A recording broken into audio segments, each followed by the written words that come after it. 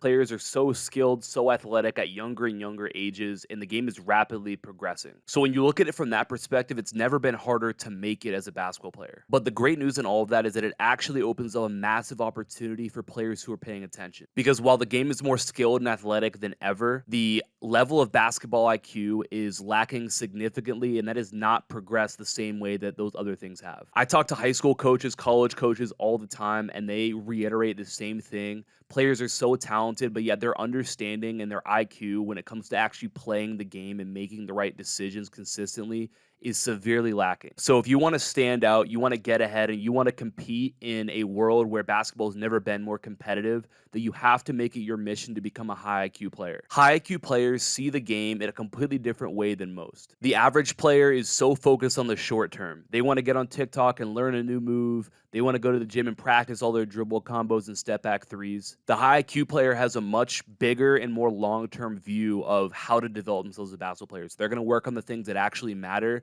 They're going to prepare themselves mentally to take advantage of the situations they're going to see in games. It's like they're playing chess and most players are playing checkers. They know how to create advantages and spot defensive weaknesses. They know how to time their cuts perfectly. They understand spacing, where they should be, where their teammates should be, and they control the entire flow of the game, all without needing crazy athleticism or a crazy deep bag. And as a coach and somebody who watches a ton of basketball, the players who are like this stand out so much. This is the best opportunity that there is right now in the game of basketball. So if you want to become that high IQ player, I'm going to tell you exactly how to start seeing the game that way and exactly how you can train yourself to make sure that you're the best at this. A player who doesn't have a high basketball IQ, who doesn't see the game the way that a high IQ player would, they see very surface level. They see who has the ball, they see who they're supposed to be guarding, and they see whether or not they're open. But they miss the most important part of the game on offense, and those are potential advantages to exploit. A high IQ player is constantly scanning the floor to look for potential advantages. There's different types of advantages. So we have what I call a momentum advantage, meaning a closeout is coming, a defender is bringing their momentum towards you. They're in a vulnerable state. A high IQ player understands the best time for them to drive is when they see that. So they're constantly scanning and hunting. Every time they catch the ball, do I have that momentum advantage to attack? They recognize when a side is empty or there's no gap help right next to them, and they know that all they have to do is get a step on the guy in front of them, and they put their head down and drive. They're probably going to get fouled or get to the basket. And they also recognize when there's no help defense. So they know, same thing, if I can get a step on my first defender, I have nobody else to beat, and that's the best time to drive. A low IQ player is probably going to try and drive into gap help. They're going to try and drive into good weak side help, and so it's going to be really hard for them to be consistent no matter how skilled or athletic that they are. There's a term that's called affordances, which just means opportunities to act. And a low IQ player or an average player isn't going to recognize opportunities to act. They're not going to see opportunities to attack an advantage. If you want to become a player who consistently performs on the court, you need to expand your recognition of different affordances and your understanding of opportunities. And by doing that, you're going to see way more, and you're going to be able to capitalize on that and be way more consistent and perform at a higher level. Going along with more advantages, we also could have a turtle or a mouse situation. So turtle just meaning a defender who's slower than you gets switched onto you or is guarding you, or a mouse, a defender that's smaller than you. And they see those situations not just for themselves, but for their teammates as well. So their teammates sets a screen, the defense switches, and now all of a sudden we have a mouse situation, and they know to get their teammate the ball right there because that's the advantage that we want to attack. The biggest thing that high IQ players do is see the game from the standpoint of advantages and disadvantages. And if you start to look at the game that way, the game is going to become very simple and you're going to perform way better, way more consistently. Kind of going with that, high IQ players recognize defensive rotations and they're able to exploit that. The most common form of this is making a quick extra pass. So you see the ball gets kicked out to you and there's one defender who's rotating to you, but you know that there's nobody to rotate to the guy who's next to you. So you make that quick extra pass to your teammate who's wide open. They have a shot or they have a drive. And so they understand the numbers. Is it a 2-on-1 on this side? Do I have a defender who's coming to me, meaning it's going to leave my teammate open? And that type of advantage really helps set them apart on the court. The third thing is timing and spacing. And this is huge. This is probably the biggest differentiator that I see on a day-to-day basis, along with the lack of recognizing advantages, is that players who are average struggle to understand the importance of timing and spacing when it comes to performing consistently. A high IQ player knows when to cut. So they know, hey, if my defender turns away from me and is looking at the ball when they're in help, that's going to be a time where I want to try and cut to the basket. A good cue that I've seen is that if you can see their back, you want to attack. So if your defender's in help and their back's turned to you, you want to cut to the back because they're not going to be able to see you, and you can steal easy points doing that just by hunting that situation right there, being purposeful. They also look for opportunities to cut whenever the help defense gets really focused on the ball. So if their teammate drives on the other side and everybody turns to stop or look at that drive, they cut right away. If the ball gets put into the post and everybody turns to look or help in the post, they cut right away because they know they're going to be open. They understand the importance of relocation. So when their teammate drives, they relocate up or down in order to create a passing lane that their defender who's in help isn't going to be able to impact, so that their teammate has them open for a kick out. That's how a subtle thing that goes into creating open shots and open drives. The fourth thing that high IQ players do that the average player doesn't do is they are purposeful and they know how to read different actions. The game of basketball on offense is very simple. It's a game of actions and concepts. We have to get away from the idea that the game is all about just how skilled you are physically, how many dribble moves you can do, how well you can shoot. That stuff matters when it comes to executing, but if you don't understand how to read different actions and different concepts, you're going to struggle to manufacture consistent offense for yourself. So the most common action and the one that players most often don't know how to read and they don't utilize effectively are away screens or pin downs. A high IQ player understands that when there's an action like a pin down, it forces the defense to do something. That's all that an action is. It's something that the offense does that forces a response from the defense. So when they're coming off of a pin down, their defender is going to have to react in some certain way to guard it. So they're going to have to go under it, over it. They're going to have to overplay it and force a backdoor cut, try and fight through it, whatever.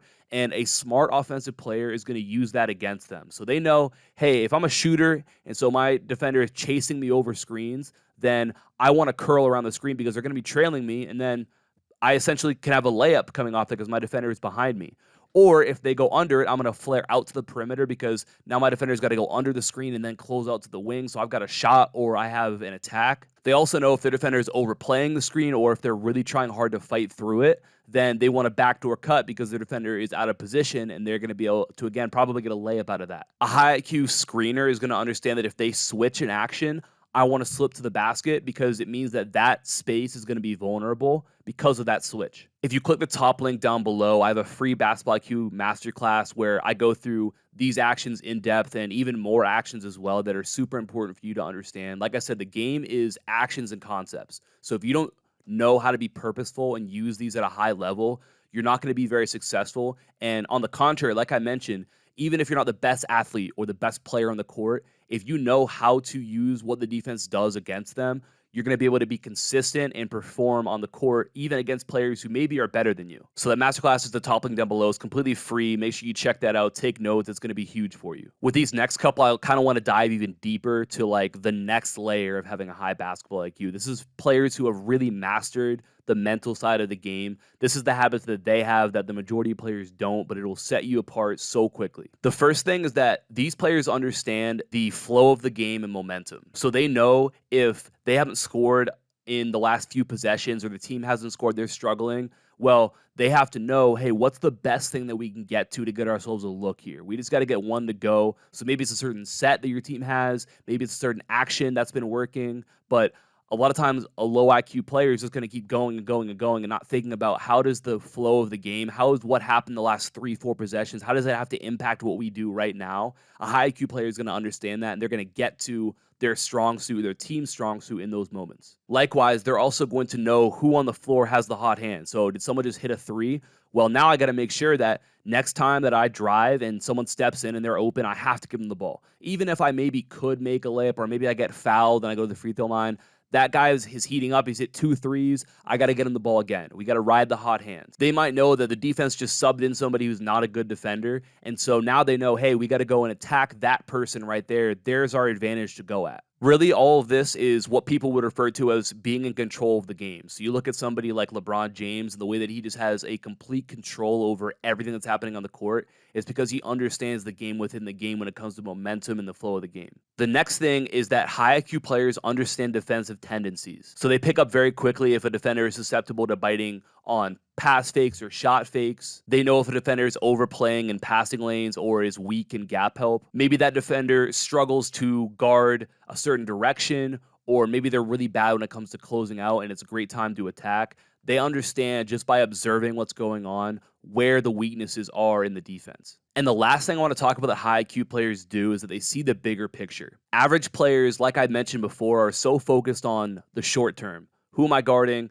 Do I have the ball? Do I not have the ball? Am I open? Am I not open? And that's what they're focused on. But a high IQ player sees the entire game. So they understand how their actions impact the team as a whole. For example, they might go and set a screen to free up one of their teammates, and that teammate, maybe they're on a heater right now, and so they free him up for a three, or maybe he sets the screen with the intention of creating a switch, and that high IQ player does that, understanding that they're not going to get any sort of credit for that from the normal person. That's not going to show up in the stat sheet, but what they just did was create a high IQ winning play, and that makes them a valuable player. What it all goes back to is expanding the way that you view the game from short term, surface level to big picture and team focused. If you are constantly focused on what am I contributing to help my team win right now, and you're able to give an answer to that, that makes you a high IQ player, makes you a really valuable player. And that's what the best of the best do when it comes to guys who can impact the game because of their mindset. I want to give you a couple things you can do quick to learn these things, to reinforce them. Really simple one is anytime you're watching the game, you're watching a college game, a pro game, whatever, and you notice a player who's constantly making just smart plays, smart decisions, watch them. In fact, if you know, hey, in this game, this player is a really smart player, go the entire game and only watch that player. Don't watch anything else that happens. Don't watch the ball. It doesn't matter. Only watch what that player does and pick up on patterns. Okay, they keep doing that. Oh, when the defense does that, they do this. Their teammate just made a shot. How does that impact what they do in the next possession right there? That's how you pick up. You use observational learning to be able to recognize those things. And then on top of that, think to yourself, how can I apply this stuff to my games, to the situations that I might find myself in? Get really good at reading the game, the actions, the concepts, dive in and study those things. Like I mentioned, I have a free masterclass down below that goes into those things in depth. So definitely check that out. And that's going to put you on the right path. It's going to help you to impact the game at a higher level the next time you play just by going through that. So make sure you check that out as well. You combine those two things, you're going to become a way smarter player. And like I mentioned, the game has never been more competitive. It's never been better in terms of skill or athleticism, but there's a severe lack when it comes to players who are smart. So if you want to stand out, you want to help your team win, and ultimately you want to create more opportunities, this is what you need to do. Like I mentioned, check out that masterclass down below. I appreciate you for watching. Talk soon. Peace.